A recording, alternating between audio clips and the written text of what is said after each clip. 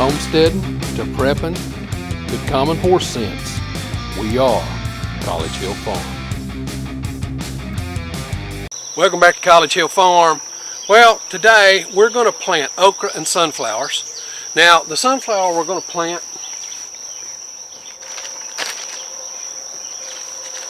is called a Russian Mammoth. I saved these seeds back in 2020. Remember, 2021 my season was cut short, so these seeds makes them 2 years old. They'd be 2 years old this fall, but I think they'll come up just fine. It's a great big old sunflower, mainly black seeds. Then we're going to do okra. Of course, this is from 2020 also. Now, the problem with okra seed is that okra, in the first year you get it, it does pretty good. The second year, 50% of the seed won't come up. So 50% of these seeds won't come up. Well, that's all right. I'm going to plant them with my Earthway planter. And if we look at this, 1, 2, 3, 4, 5, 10, it would put 10 seeds in every 3 feet. Well, okra can be a great big plant. So I always thin them anyway. So if only half of them come up, so I'm going to have 5 seeds in 3 feet. Well, that works good for me. And if I'm looking at this plate right, it probably puts 2 or 3 seeds every time it drops one. So I'm probably just fine if this only has a 50% germination rate. Now, next year, this will only have a 25% germination rate, and the year after that, basically none of them will come up. So that's the way okra is. So I'm going to get these in the ground, but before we do that, I want you to understand, you see us plant stuff and harvest, and sometimes you see the good part and sometimes you don't. Sometimes you see the bad part and sometimes you don't. Well, not every part of homesteading and gardening is the good part. Chickens die, animals die, things in the garden fail. Things in the garden will grow pretty and then not produce anything. There's all kinds of things that happen. Well, this year I had something happen that's fairly unusual for me, but peppers are usually a thing that nothing bothers, nothing. But this year I had a real problem. Let's go have a look. Now, if you follow the channel, you know the other day that I planted peppers. This is June the 15th, and I'm getting ready to plant sunflowers and okra, but I planted peppers all down this row and all down that row, except right here I planted some broccoli. Well, the groundhogs ate the broccoli. There's the first part. The broccoli was in the ground overnight, and when I came out the next morning, they were gone. So a groundhog got those. Of course, I've been trapping the groundhogs. I've still got a few to go, apparently. And but in the peppers, I've never had anything to bother peppers. Well, I planted those, and I left them in the ground for about 3 days and didn't come out here. Well, where I had been sick, this ground had laid fallow, and it had weeds and stuff in it. The cutworm moth had laid eggs in here, and cutworms ate every pepper off about 2 inches below the ground. So every pepper out there gone. So there'll be no peppers this year. I've got a friend of mine that grows peppers. Maybe he'll give me a few. I give him tomatoes and stuff all the time, so maybe he'll give me a pepper or two. So gone, all of them. So you're going to fail at stuff, all right? You're going to fail at stuff. I fail at stuff. I've been gardening for 50 years, and I still fail at stuff. So, more than 50 years. Since I was about 8 years old. So, you can figure that up. I'll be 60 my next birthday. So, yeah, I fail at stuff too every now and then. I never thought about there being cutworms, but this is central Kentucky and not Appalachia.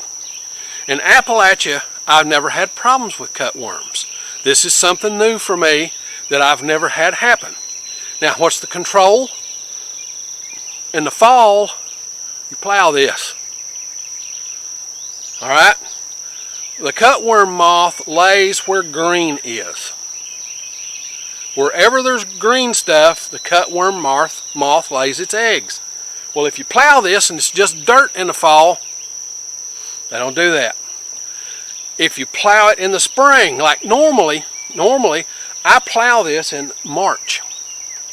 So if there were any eggs, I'd do them in. But I didn't plow it in March this year. I didn't plow this till June. Okay, so the cutworms were here. Now I know, plow it in the fall, plow early in the spring to stop the cutworms. So that's what I'll have to get at this year coming. So you learn a lesson. Don't let lessons go to waste. Now, if you fail, it all depends on what you're going to do next. Okay? If you fail, you can lay down water in it, or you can get up and do something different. Something different is what I intend to do. It's what I always do. Never let a failure put you down. Use all your failures as a learning experience, because failure is the best teacher. All right, let's get over here and plant some sunflowers. Now, right here is my corn. Okay, it's come up pretty, it looks good. I hope the cutworms don't bother it, but maybe they're a different species. So, they don't appear to be bothering the corn. But right here's my corn, and it's in wide rows. You saw us plant that. If you didn't, you can go back and see us planting it. It's in wide rows. So I want to come over here and leave enough room in here for my tractor to get through and plant me a row of these Mammoth sunflowers. Well, what am I going to do? I'm going to use my Earthway planter. Okay, you've seen this planter plenty of times before. It's still got the sweet corn plate in it. Right here, that's what I'm going to use to plant the sunflowers with. I'm going to use that sweet corn plate because I think it's big enough to pick those sunflowers up and drop them. So that's what we're going to use. So I'm going to go ahead and get this loaded up and get some planting in the ground. Now, I love this planter. It allows me to just take my seeds, dump them in there, and walk down the row. Then I just walk back. It's such an easy thing to plant with. It sure beats what we used to do when I was a kid.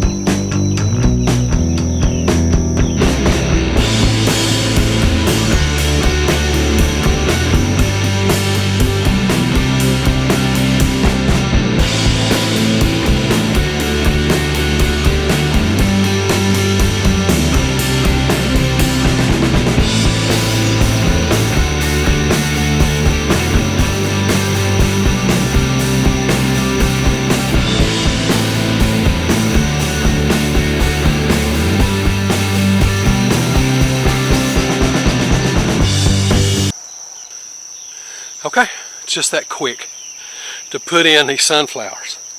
Now, I've got quite a few left. I'll empty it out. Here you saw how many was in my bag. it's hot. We're in the middle of a major heat wave.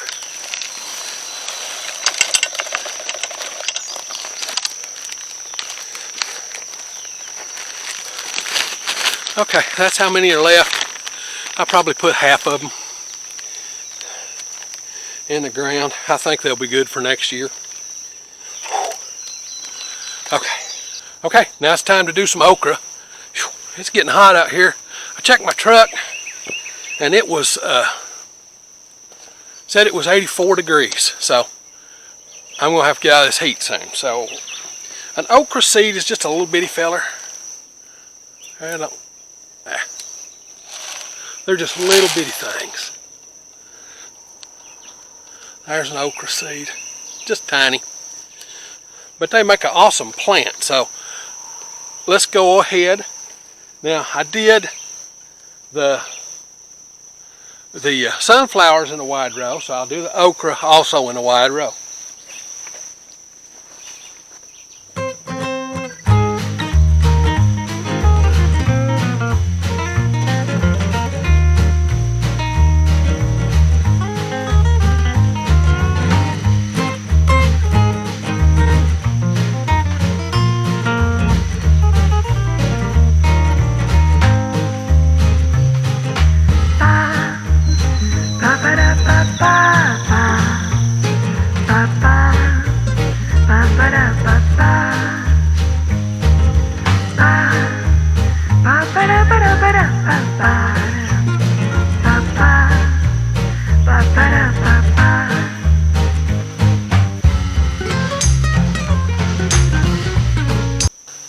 Okay, that's got my okra in.